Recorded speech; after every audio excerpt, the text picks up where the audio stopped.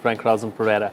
India's quasi-judicial appeals body dealing with corporate law cases on Wednesday reinstated Cyrus Mistry as the executive chairman of Tata Sons, the holding company of the Tata Group, 3 years after he was sacked due to non-performance. The National Company Law Appellate Tribunal termed Mistry's removal in October 2016 by Tata Sons as illegal and made him chairman again, querying the pitch for the salt to software conglomerate headed by the soft-spoken N. Chandrasekaran, who replaced him. The NCLAT also set aside Tata Sons' decision to convert itself into a private company and accepted Mistry's argument that Tata Sons, as well as its directors and shareholders, acted in prejudicial and oppressive manner towards minority shareholders. On this edition of The Big Picture, we will analyze the NCLAT verdict on chairmanship of Tata Sons. Joining me on the program today are Ajay Brahme, corporate lawyer, Shubhamoy Bhattacharjee, consulting editor of the Business Standard, and Ajay Shankar, former secretary, DIPP, Ministry of Commerce and Industry. Thank you to all my guests for joining me on this edition of The Big Picture.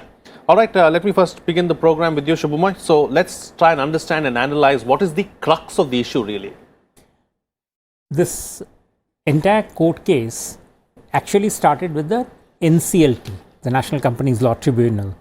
And there the tribunal, Cyrus Mistry, when after he was removed as chairman of the Tata Sons, saying that I was removed wrongly, and secondly, I also represent a strong body of minority shareholders, which is the Shapoorji Pallonji Group, and my interest as a minority shareholder has been hit, has not been taken care of.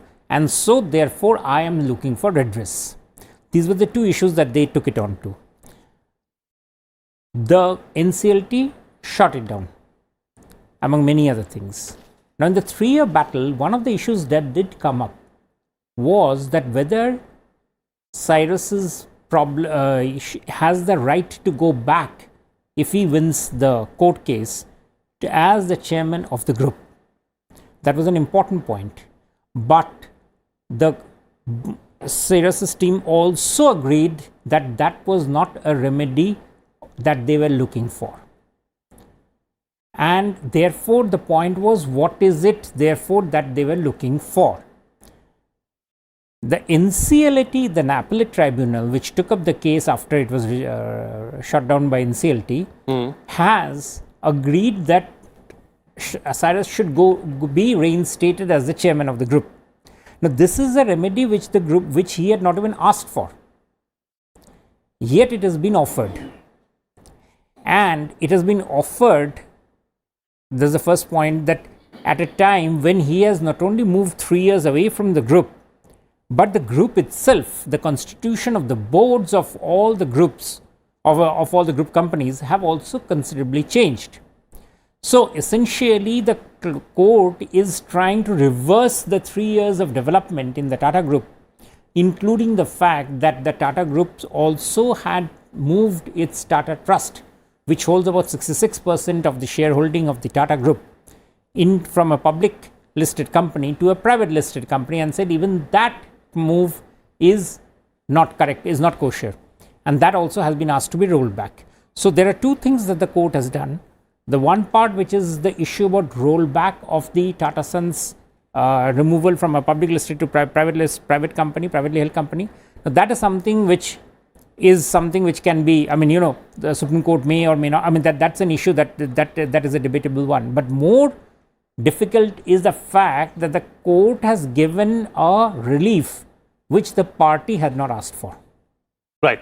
And therefore, now it has put the entire Tata Group in a crisis that for 4 weeks, till the time the Tata Group files its appeal and the case goes up to Supreme Court, and we don't know when Supreme Court will give its judgment, the entire work of this $110 billion, what we call the salt to software group, will be in jeopardy. And that puts a serious crisis for the Indian economy, that the Tata Group is a very major part of the Indian economy. Right. All right. So, Ajay Brahme, let me bring you to the picture now. So, as far as what Shubham has just explained, there are 2 or 3 aspects to all of this. We'll take them up individually. But first and foremost, what is the jurisdiction of the NCLAT? First, and can it really reinstate a chairman who has been sacked by the board? NCLAT can certainly do that. They have that power under section 242, read with 241. 241 is whenever you file a case for operation. So Cyrus Mistry, I mean the group that was led by him, argued that the conduct of trustee nominated directors, if I may say so, that is of the 2 people, Mr. Tata and Mr. Soonawala, that has been such, it has been such that they were actually oppressive to the minority shareholders. And so the NCLAT has observed that just 2 trustee nominee directors, they cannot decide as to who gets, as to what gets approved in the board.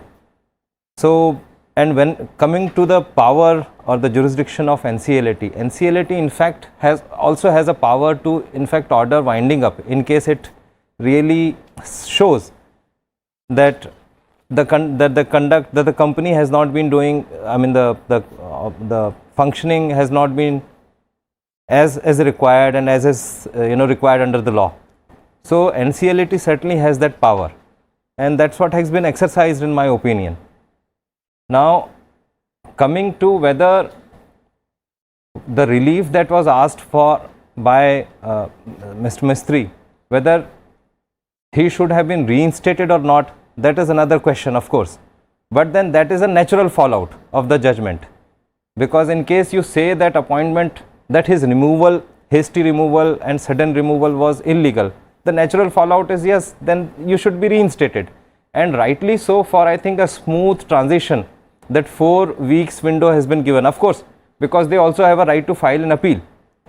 So that is another aspect of it. But to say that the company will get into disarray, I mean somehow I don't agree with my friend. Okay, all right. So let's hear what Mr. Shankar has to say about all of this. Mr. Shankar, so what happens to the Tata Group's operating companies after this verdict?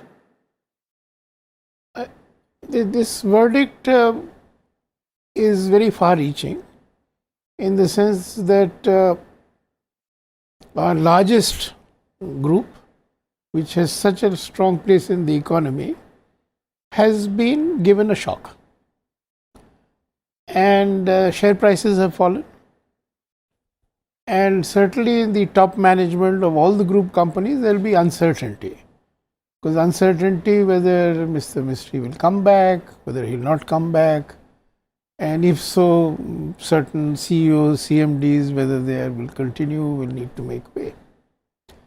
So what this case highlights, without going into the legal merits of the judgment, is a problem that in commercial matters, if very big decisions are taken after such a long gap, they give a shock to the economy.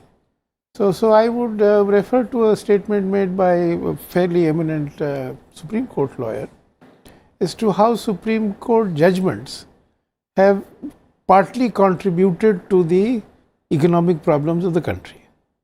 So he referred to the sweeping judgments of cancelling coal blocks, which led to the NPAs in the power sector, and the fact is that the coal imports in the country are of an unusually high order and will remain very high when we are sitting on so much coal.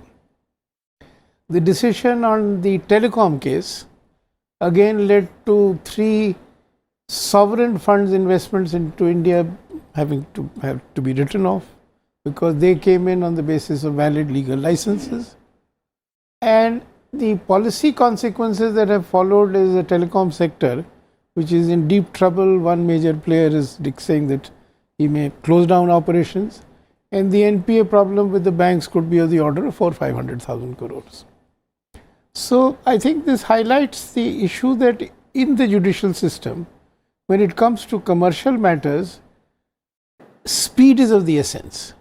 So if the final decision from the Supreme Court had been that Cyrus Mistry should be chairman again, if it had come in 6 months, it would have had one implication. Coming after 3 years, it has another implication for the economy. And we don't know, as Sukumar rightly pointed out, that we don't know when the Supreme Court will decide and what decision it would take. So I think there is need for some consensus within civil society and the judiciary and all stakeholders, that in commercial matters, please take decisions quickly. The economy cannot afford this kind of long drawn out legal tussle with long, well written judgments and then well argued cases challenging those judgments, because the economic consequences are very, very high. Sure. And there was a classic case ages ago, which many people don't remember, but on a tax matter, suddenly the Supreme Court took a view that the amount to be paid by one company would have led to its insolvency. Then they recognized that there is a problem and they sought a mediatory solution of some middle ground. So I think we need to see that the judiciary works for the manner in which at least it doesn't hurt the economy. Justice must be done, the law must be complied with. There is one other dimension, and I think that's partly the problem in the law, I think. You see, if the promoters have run the country badly, run the company badly, clearly there is a case for this process of bankruptcy and ejecting the promoters. The banks could and should have been doing it earlier. But if the company is being well run, then the letter of the law and its interpretation should give the promoters enough space to run the company and not be tied into some degree of bureaucratic processes in running a company. So, for instance, in a company like this, if it can be plausibly argued that if the promoters are uncomfortable with the CEO, the only way to remove the CEO is a dramatic action like this. You cannot give him a show cause notice, then rate him badly, then wait for months and then remove him. Because if a CEO has to be removed of such a large group, then it has to be done like this with a degree of suddenness. Right. I mean, similarly in government, if some very high official for some reason has run into difficulty and has to be removed, he has to be removed with a degree of suddenness. I mean, you can't have a long drawn out process. So that's a problem with the whole structure that we have created. I think too much emphasis on, process may be also hurting the economy. All right. Shubhamoy, since we are talking about the group itself, and let's not forget Mr. N. Chandrasekaran was to take several key decisions really in the months to come on Tata Motors, Tata Steel and so on and so forth. So what happens to all of that now in the next 4 weeks? Well, first thing, Cyrus had resigned from 4 companies, and from the others he was removed. So what happens is, going by this, it's a moot point now that whether he can now walk into the boards directly. Tata Tele, I think, Tata Sons and 2 more, where since he had resigned. So it might mean that he can actually move in directly. Now that's a point whether the boards will have to decide that do they have the time to constitute another board meeting and then take him in. And obviously that will take the issue of whether who comes in whose place does he come in. Does he come in as a chairman, or does he come in as a independent, as a director with the rights of a director? So these 4 companies will immediately be in, they'll have to think about it even before this 4 weeks window is over. And that's a serious issue, because these are the companies from which he has resigned. Those companies from which the boards had taken the decision to remove him, they have a better, within the Tata Group, those companies have a better situation, in the sense that they can then ask now the board that, look, the NCLT has passed this judgment, so therefore we have to constitute a resolution to take him back. So they will have the window. So essentially then the Tata Group itself is now going to be running, for some time now, on a divided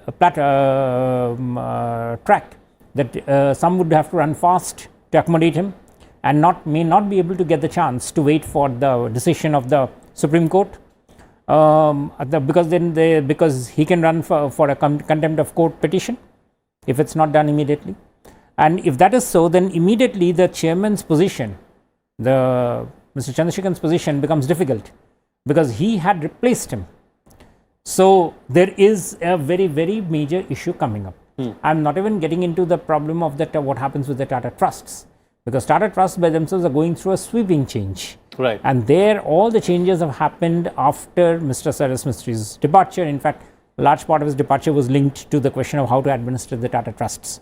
Because the Tata Trusts essentially controlled the Tata financial fortune, and they were divided once. And it was understood that one of the reasons why he was removed was because he was changing the returns that those trusts were to get from the Tata companies, because he was raising the cash flow.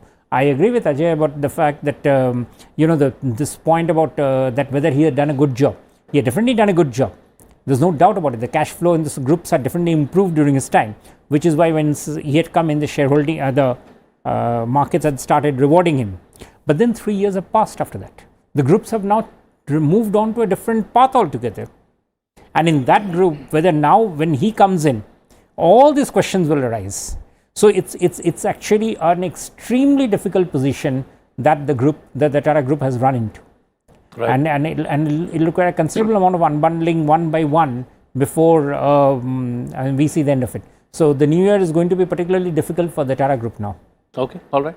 And Ajay, as far as the options are concerned, what are the legal options that the Tata Group has now going forward? Legal options: one, going to the Supreme Court and of course challenging it. B, in case they want, and possibly they would want, that Cyrus Mistry shouldn't come back, then they certainly have an option, regardless of this order and regardless of that 4 weeks window. So all that they need to do is pass a no confidence motion. I mean, call up a meeting and pass a no confidence motion in that board meeting. No confidence motion by all the shareholders, and that way Cyrus Mistry just cannot come, because then he'll have to leave, because there's no confidence. So that is one of the options, regardless of the fact that that 4 weeks window is gone.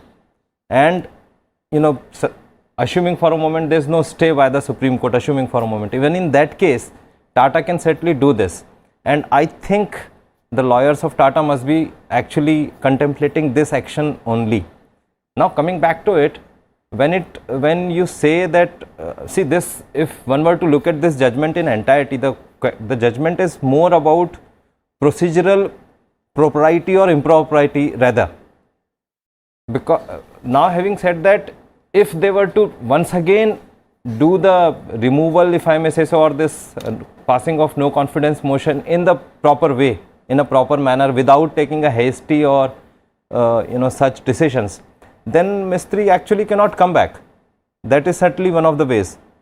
Another way, as I have already said, they can go to the Supreme Court and challenge the order. So right. These are the two options. Okay.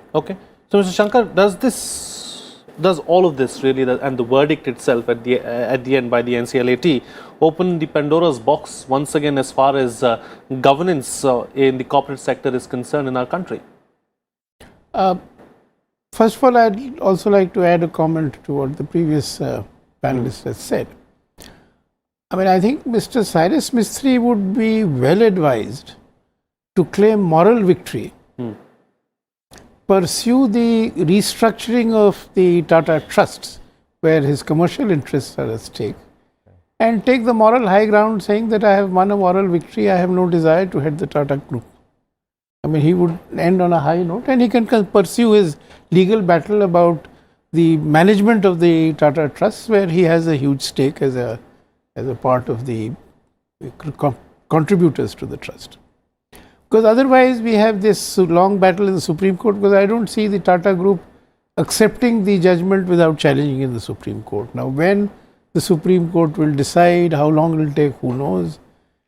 And thereafter, if Mr. Cyrus Mistry still succeeds, then as he is rightfully pointed out, that the Tata dominant promoters of the Tata Trusts have the power to remove him. So it's just keeping the whole set of group companies in limbo for a long time, which is certainly not desirable. The larger issue is, as I had said earlier, that I think the pursuit of high moral ground and principles and prescription of too many procedural and other requirements need to be balanced with the need for animal spirits in the market and high growth of companies and so on and so forth. My sense is that the pendulum is swinging a little too much on the side of over prescription of processes and so on and so forth. So as a friend of mine pointed out the other day, there's so much is being made of minority shareholders. But after all, they've invested in the company voluntarily. They can always sell their shares and go out if it's being badly managed or it's performing badly. But this whole view that independent directors will somehow be like an opposition in parliament, keeping the management on check and ensuring good governance, is pursuing something which is neither really achievable, and maybe it also is setting the ground of similar problems in some other companies, who knows. Right, yes, Ajay. See, this case actually is about a tussle between independence of board of directors vis-a-vis the powers of trust appointed to nominee directors. So this entire law, as sir is actually talking about, minority shouldn't actually take the entire company to a kind of standstill. So that's not really the, I would say, aim of the law also. Law is such, I mean, this case especially was, I would say, a tussle between independence of board of directors versus the power of these two trustee appointed directors. So the case, if one were to say that the summum bonum of the case is that these two people cannot really decide on each and everything. You'll have to actually come to the board of directors also. Whereas articles of the company actually provided otherwise. Although the law is certainly, law says, and NCLAT actually recognized it, that we do not really have powers to meddle with the articles. That we certainly do not have. But in case it is prejudicial to the interest of the minority or to the public, because it's a public company after all, then certainly we can actually intervene, and that's what has been done. So I think we need to look at the, I would say, the scheme of the act, because one needs to protect the interest of everybody, every group, even if it's a small minority group. Okay, all right. Closing comments now from all my guests with the best way forward, starting first with you, Shubhamay. What kind of impact is all of this going to have on the economy, because it's the Tata Group you're talking about at the end of the day? Absolutely, very bad. Several group companies were supposed to be coming up with investment decisions. Remember, for instance, Tata Motors is going to take major decisions on EV and all those things. The automobile sector is facing a slowdown. None of those decisions can now be taken. They are huge decisions which have implications, and a board at this position will not be able to take. Ditto for even other things. For instance, Tata Group, after the Cyrus Mistry episode, decided on a settlement with they're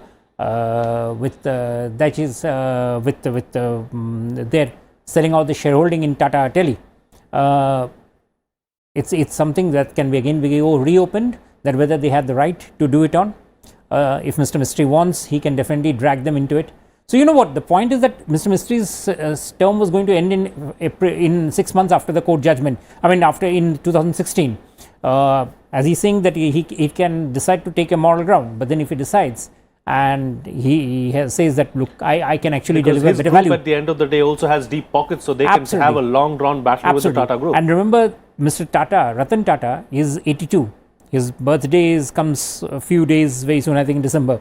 And Cyrus Mistry is 51 and has deep pockets. So this is not 18%. A fight that is going to be can end or might end after the amount of bloodletting that's already happened. And that can only mean bad news for the Indian corporate sector. Okay, all right. So what's the best way forward, Mr. Shankar, as far as all of this is concerned? First would be Mr. Cyrus Mistry taking the moral high ground and pursuing his interests in the Tata Trusts. But that's a very personal decision. The other is the Supreme Court recognizes the gravity of the situation, does day-to-day hearings and decides in a few days. After all, they keep ordering many lower courts to have day-to-day hearings and settle matters. So if they choose that way, they could close the chapter by early February.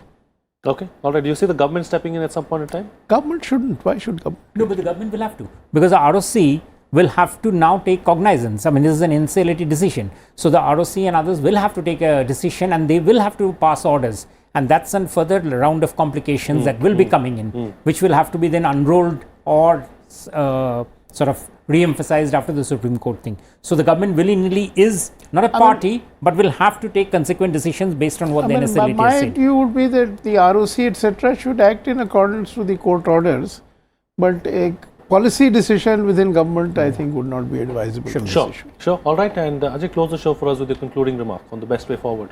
I think the best way forward is to comply with all the provisions, like section 14 for instance. When you I don't know who advised them to convert the company, and not follow section 14. Section 14 is about converting a company from public limited to private.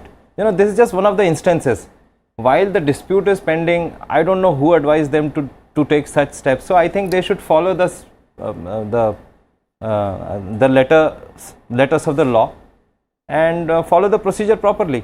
I think if they had, in fact, even if now, as I have already said, and I am reiterating at the cost of repetition, even if now they think of following the procedure properly, and then let us say remove him, they can certainly do that. Okay, all right. It's all within the ambit of the law. And Yes. It's something that they can do legally, is what you're Do suggesting. it within the four corners of law. Okay, all right. On that note, then we'll call it a wrap on this edition of The Big Picture. Thank you to all my guests for joining me on the program and putting things into perspective for us. What's coming out of this discussion is that, Tata Group is, of course, heading in